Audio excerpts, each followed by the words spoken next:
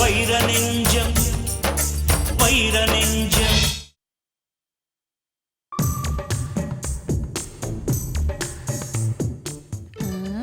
சமயக்காரங்களுக்கு அழகே இப்படி பரிமாறும் போதே போட்டு கொடுக்கறது தான். என்ன பாக்கியம், என்ன யோசிச்சுட்டு இருக்க? இல்ல, நீங்க சத்தம் இல்லாம சாப்பிடுறீங்களா, டிஃபன் நல்லா இருக்கோ இல்லையோன்னு சந்தேகமா இருக்கு பாப்பா. பரவாயில்ல பரவாயில்ல, முன்ன விட இப்பெல்லாம் நல்லா தான் சமைக்கிறேன். போதுமா, இந்த ஒரு வார்த்தை போதும். உங்க வாயால சொன்னீங்களே எனக்கு சந்தோஷமா இருக்கு. நீங்க என்ன சாதாரணமான ஆளா? இந்த வீட்டு எஜமானி, இந்த சொத்துக்கு முதலாளி, இன்னும் சொல்ல போனா இந்த வீட்டுக்கு மகாராணி. இந்த பாருங்க, இனிமே நான் உங்களை பாப்பா மேடம்லாம் கூப்பிட மாட்டேன், மேடம் அப்படின்னு தான் கூப்பிடுவேன். ஏன்? மரியாதைமா, உங்க மேல எனக்கு அப்படி ஒரு மரியாதை. என்ன இன்னைக்கு ஐஸ் கொஞ்சம் தூக்கலாவே இருக்கு? என்ன பாப்பா மேடம், இந்த பாக்கியத்தை அப்படியே தரையில போட்டு உடைச்சிட்டீங்க. உங்க புத்திசாலித்தனத்தையும் திறமையையும் புகழ்ந்துகிட்டே இருக்கலாம். நீங்க கம்பெனியை நிர்வாகம் பண்ற திறமை என்ன, வீட்டை நிர்வாகம் பண்ற திறமை என்ன, வைத்தீஸ்வரி அம்மாவை நிக்க வச்சு கேள்வி கேட்கும் போது அந்த ஸ்டைல் என்ன, கம்பீரம் என்ன. ராணி மகாராணி, ராஜ்யத்தின் ராணி, நாகரீகமாக வந்த தேவலோக ராணி. இந்த பாட்டு அந்த காலத்து பாட்டானாலும் உங்களுக்கே எழுதின மாதிரி இருக்கு பாப்பா. போதும் பாக்கியம், என்னால முடியல.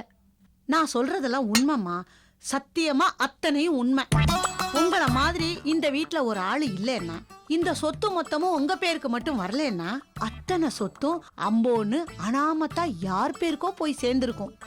அன்னைக்கு ஒரு நாள் வைத்தீஸ்வரி அம்மா 5 லட்சம் ரூபாய் எடுத்ததுக்கு அவங்கள ஒரு புடி புடிச்சிங்க பாருங்க. அப்பத்தான் தெரிஞ்சுக்கிட்டேன் உங்க நிர்வாக திறமையையும் தைரியத்தையும். இங்கிலீஷ்ல சொல்லுவாங்களே த கிரேட்னு, அந்த மாதிரி நீங்க கிரேட்டுமா.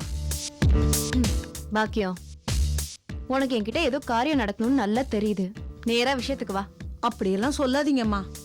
எனக்காக நான் என்ன கேட்க போறேன், எல்லாம் இந்த வீட்டுக்காகத்தாம்மா. பாக்கியம், என்னன்னு சொல்லு. ஏன் பாப்பா, இந்த வீட்ல ஒரு விஷயத்தை முடிவு பண்ற உரிமை யாருக்கு இருக்கு? இவ்வளவு நேரம் நீ யார பத்தி பேசிட்டு இருந்த? என்ன பத்தி தானே? அப்படி எதுவா இருந்தாலும் முடிவு பண்ற உரிமை எனக்கு தான் இருக்கு. அப்படின்னு நீங்க சொல்றீங்க. ஆனா வைத்தீஸ்வரி அம்மா என்ன சொல்றாங்க தெரியுமா? நந்தினிக்கு எந்த அதிகாரமும் இல்ல, இந்த வீட்ல எந்த விஷயத்தையும் முடிவு பண்ற உரிமை தனக்கு தான் இருக்குதுன்னு அடிச்சு சொல்றாங்க. எதுக்காக அப்படி சொன்னாங்க? வேற ஒண்ணு இல்ல மேடம், தனியா கிடந்து வேலை செய்யறதுக்கு எனக்கு ரொம்ப கஷ்டமா இருக்குது. அதனால கூட மாட ஒத்தாசைக்கு யாராவது ஒரு வேலைக்காரிய வச்சுக்கலாம் அப்படின்னு சொன்ன மேடம். அதெல்லாம் முடியாது அப்படின்னு முகத்துல அடிச்ச மாதிரி சொல்லிட்டாங்க. நந்தினி பாப்பா கிட்ட கேட்டு வேலைக்கு ஆள் வச்சுக்கிறேன்னு சொன்னேன் பாப்பா. அதுக்கு அவங்க என்ன சொன்னாங்க? நந்தினி என்ன பெரிய ஆளா, அவ என்ன சொல்றது, அவ சொல்லி நான் கேட்கணுமா அப்படின்ட்டு இந்த வீட்ல நான் சொல்றது தாண்டி சட்டம் அப்படிங்கறாங்க. அத்தை அப்படியா சொன்னாங்க? இந்த வீட்ல நான் வைக்கிறதா சட்டம். எனக்கு தான் எல்லா அதிகாரமும் இருக்கு. யார வேலைக்கு வைக்கணும், யார வேலைக்கு வைக்க கூடாதுன்னு எனக்கு தெரியாது. என்னைக்கு சொத்தெல்லாம் என் பேர்ல எழுதி கொடுத்தாங்களோ அன்னைக்கே அத்தையோட சாப்டர் முடிஞ்சு போச்சு.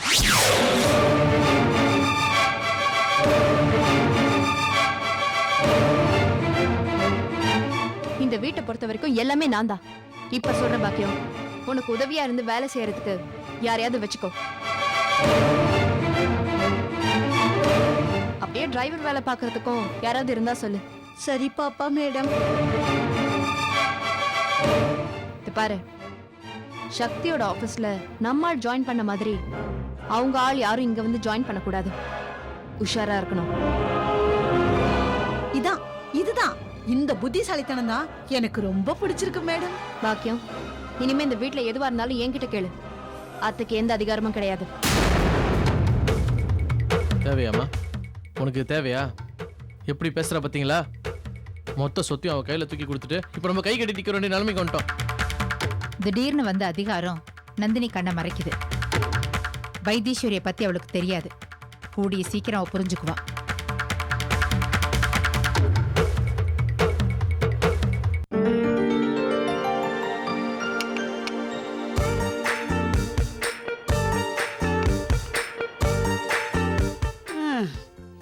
எவ்வளவு காலத்துக்கு தான் இப்படி வேலைக்காரி மாதிரி ஒரு ஓரத்துல ஒதுங்கி நின்று காப்பி குடிக்கிறது?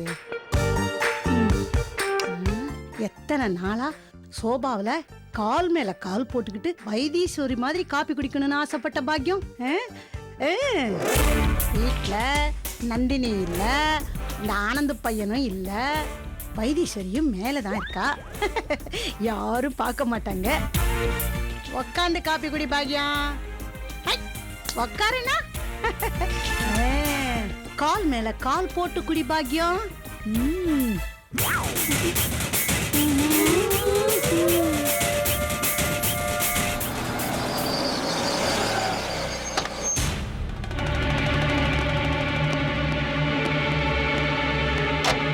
சார் உள்ள போமா? வந்த வழியாவே திரும்பி போயிடலாமே. இதுவும் நல்லா தான் இருக்கு, வாங்க போவோம். வாயா, ஒரு போலீஸ்காரனா ஒரு சீரியஸ் ஆரியா? எப்ப பாரு பேசிக்கிட்டு. ஏதோ போலீஸ்காரன்லாம் சீரியஸா தான் இருக்கணும்னு இந்தியன் பிரீமியர் கோர்ட்ல ஏதாவது சட்டம் கிட்ட போட்டிருக்காங்களா? யோ சீரியஸா தான் சார் இருக்கேன். வாயா, போய் கேட்ட திறக்க சொல்லியா.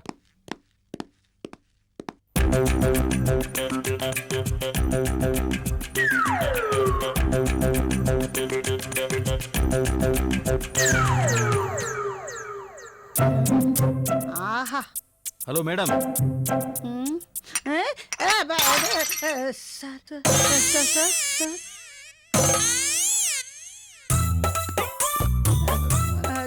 என்ன மேடம், என்ன அப்படி பல்லு லோயர் கையர் மாதிரி டைப் அடிக்குது?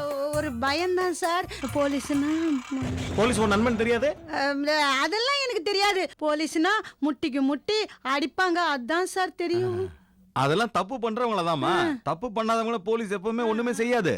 ஆமா, வைத்தீஸ்வரி அம்மா இங்க இருக்குன்னு சொல்றதா இல்லன்னு சொல்றதா? ஐயோ, வைத்தீஸ்வரி அம்மா இருக்காங்களா இல்லையா? கண்ணை உருட்டா சார், அப்படி குன்னுடுவே அப்படி. ஐயோ சார், நீங்க பிரகாஷ் ராஜுக்கு டப்பிங் கொடுக்குறீங்களா சார்? இந்த காமெடி பண்ற வேலையெல்லாம் என்கிட்ட வச்சுக்காத. இது ரகுவரன். யோ, நீ வேற கம்முனரியா. வைத்தீஸ்வரி இருக்காங்களா இல்லையா மரியாதையா சொல்லு. இருக்காங்க, ஆனா இல்ல. என்ன விளையாடுறியா? இருக்காங்கன்னா இருக்காங்கன்னு சொல்லி, இல்லன்னா இல்லன்னு சொல்லு. இல்ல, ஆனா இருக்கு. என்ன அது? ஆமான்னா இப்படி ஆட்டு, இல்லைன்னா இப்படி ஆட்டு, ஏதாவது ஒரு பக்கம் ஆட்டு. சார் போலீஸ பார்த்தோன்னே மிரளுது சார் பாவம். சரி சரி, இந்த போட்டோல இருக்கிறது யாருன்னு தெரியுதா?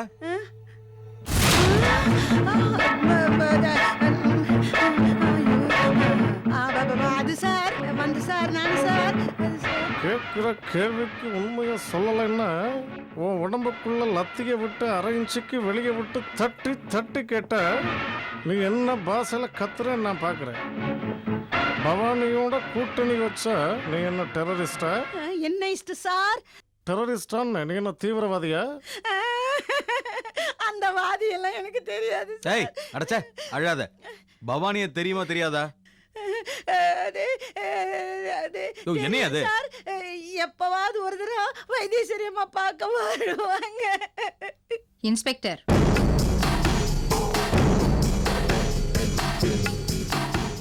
என்ன இன்ஸ்பெக்டர் மறுபடியும் வீடு தேடி வந்திருக்கீங்க? பவானி இருக்கிற இடம் தெரிஞ்சு ஒரு போன் வந்துச்சு. நாங்களும் அங்க போய் நல்லா சர்ச் பண்ணி பார்த்தோம். ஆனா அவ அங்க இல்ல, எப்படியோ எஸ்கேப் ஆயிட்டா. ஆனா அவ வீட்டுல உங்க புள்ள ஆனந்தோட போட்டோ இருந்துச்சு.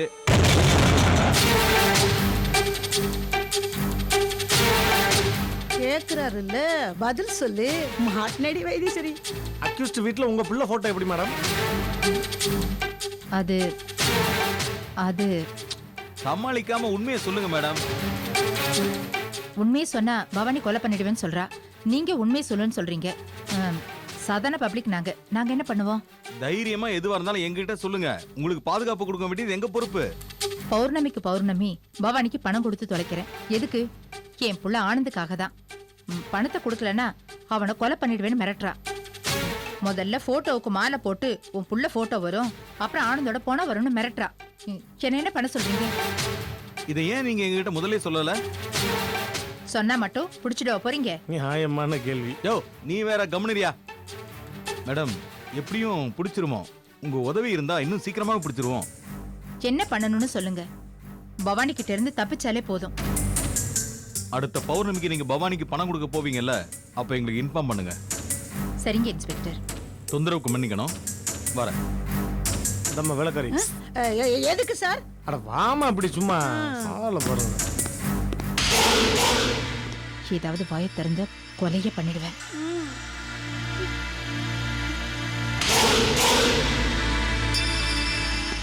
சார் என்னையா எனக்கு என்னமோ அந்த அம்மா சொல்றது உண்மை மாதிரி தெரியலையே சார். உண்மை மாதிரி தெரியலன்னா என்னையா பண்ண சொல்ற?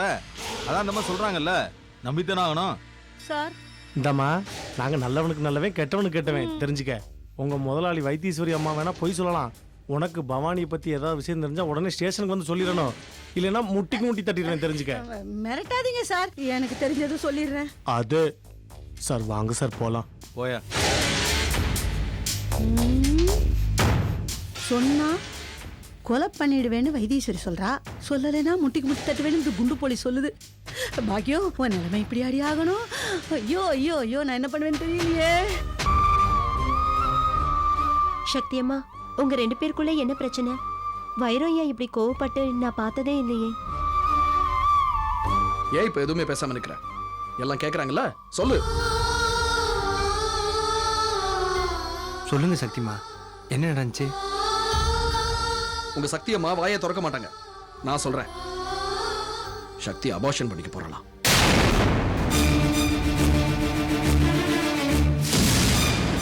கருவை கலைச்சிடலான்னு எங்கிட்டயே சொல்றான். வேற ஒரு பாச உலகத்துல இருக்கா உங்க முதலாளி அம்மா. சக்தி, நோக்கி இப்படி ஒரு எண்ணம் வந்தது? சொல்லு சக்தி. மாமி, இப்பதான் நம்ம கம்பெனி ஆரம்பிச்சிருக்கோம். பிசினஸ்ல முதலடி இப்பதான் எடுத்து வச்சிருக்கோம். முன்னேற நேரம் இது. இந்த சூழ்நிலையில தான் நான் மாசமா இருக்கேன். ஹாஸ்பிட்டல் அங்கங்கன்னு அலைஞ்சா எப்படி பிசினஸ்ல கவனம் செலுத்த முடியும் சொல்லுங்க? அதுக்காக இப்ப 2 மாசம் ஆச்சு. இன்னும் 2 மாசம் போனா ஆபீஸ்க்கெல்லாம் போக முடியாது. எப்படி மாமி கம்பெனி நிர்வாகத்தை கவனிச்சுக்க முடியும்? அதனால தான் சொன்னேன், குழந்தை பெத்துக்கிறத கொஞ்ச நாள் தள்ளி போடலான்னு. அதுக்கு இவர் இப்படி கோவப்படுறாரு. இல்ல மாமி, இதெல்லாம் காரணம் கிடையாது. அவ முகத்தை நல்லா பாருங்க, தங்கச்சி பாசம் ஒளிஞ்சிருக்கும். சக்திக்கே நல்லா தெரியும்ல, அவ இல்லைன்னாலும் நான் கம்பெனியை நல்லா நடத்துவேன்னு. இதெல்லாம் தெரிஞ்சிருந்தோம் அபார்ஷன் பண்ணிக்க போறேன்னு சொல்றானா, காரணம் வேற இருக்குன்னு அர்த்தம். ஒரே வார்த்தையில சொல்லணும்னா நந்தினி. தங்கச்சி மேல வச்சிருக்கிற அளவு கடந்த பாசம் தான் கருவை கலைச்சிடலான்னு சொல்றதுக்கு காரணம். இல்லன்னு சொல்லுங்க பாப்போம். இல்லன்னு சொல்லு சக்தி. சக்திமா, உங்க மனசுல என்ன இருக்கு சொல்லுங்க தயவு செய்து. உண்மைதான், நான் மாசமா இருக்கேன்னு டாக்டர் கன்ஃபார்ம் பண்ணி சொன்னதும் மனசு பூரா சந்தோஷமா இருந்தாலும் இன்னொரு பக்கம் குற்ற உணர்ச்சியும் இருந்தது. எனக்கு முன்னாடியே கர்ப்பமானவ நந்தினி. அவ கரு கலைஞ்சு போனதுக்கு காரணம் நான் தானே இன்னைக்கு வரைக்கும் நினைச்சிட்டு இருக்கா. அதுக்கப்புறம் எந்த விசேஷமும் அவளுக்கு இல்ல. நான் மாசமா இருக்கிற செய்தி அவளுக்கு தெரிஞ்சா என் தங்கச்சியோட மனநிலையை யோசிச்சு பாருங்க. அவளை வேதனைப்பட வச்சு எனக்கு இந்த சந்தோஷம் தேவையா? சக்தி, அதனால தான் அபார்ஷன் பண்ணலான்னு சொன்னேன். நந்தினி நல்ல செய்தி சொல்லட்டும், அதுக்கப்புறம் எனக்கு இந்த சந்தோஷம் தானா அமையும் மாமி. பொடி பைத்தியக்காரி, இன்னுமா தங்கச்சி தங்கச்சின்னு அடிச்சுக்கிற? உன் தங்கச்சி வருத்தப்படக்கூடாதுன்னு நீ கருவை கழிச்சுப்ப. நீ பண்ற தியாகத்துக்காக நாங்க தினம் தினம் வேதனைப்படணுமா? சரி, எங்களை விடு. தங்கச்சி மேல பாசம் வச்சிருக்கியே, கட்டின புருஷனை பத்தி கொஞ்சம் யோசிச்சு பாத்தியா? தான் அப்பா ஆக போறோன்னு மனசு நிறைய ஆசையை சுமந்துட்டு இருக்கான்.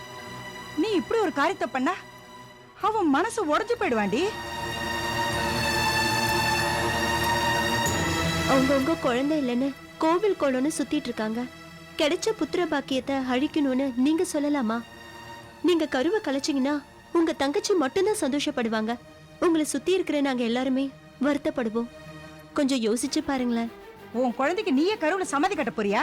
மனசாட்சியே இல்லையாடி நோக்கு? மாமி பேசாத. தங்கச்சி தங்கச்சின்னு அவளால நீ பட்டதெல்லாம் போதாதா? உன் பாழா போன பாசத்துக்காக உன் குழந்தைய அழிக்க துணிச்சிட்டு எடி பாவி. அம்மா, இது வரைக்கும் நான் உங்களை கோவப்பட்டு எதுவும் பேசுனது இல்ல. நீங்க எடுத்த முடிவு தப்புமா. யார் சொன்னாலும் அவளுக்கு உரைக்காதுடா. ஏன்னா தங்கச்சி தங்கச்சின்னு தங்கச்சி மட்டும்தான் அவளுக்கு முக்கியம். அப்பா ஆக போறேன்னு சந்தோஷத்துல துள்ளி துள்ளி குதிச்சம் பாரு. எனக்கு இது வேணும்டா.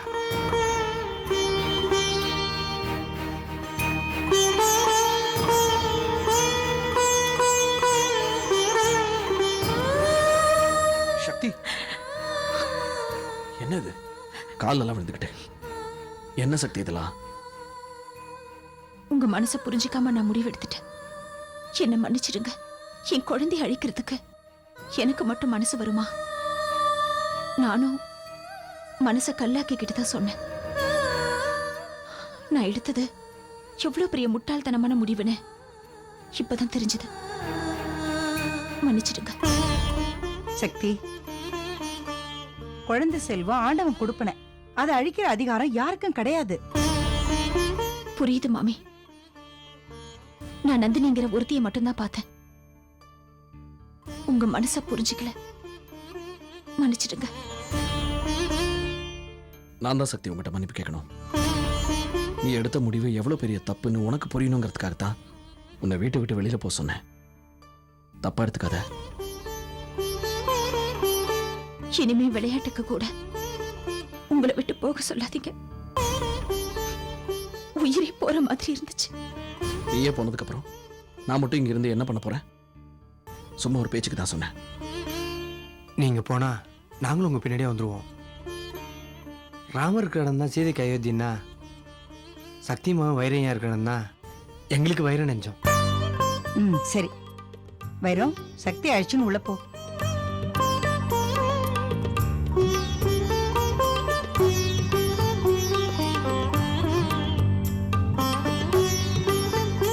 பாத்தீங்களாங்க, இதுதான் எங்க சக்திமா. தங்கச்சிக்கா தான் கருவி அழிச்சிருன்னு சொல்றாங்க பாருங்க. யாருக்கு இந்த மனசு வரும்? ஆனா நந்தினி அம்மாக்கு தான் இவங்க மனசு புரிய மாட்டேங்குது.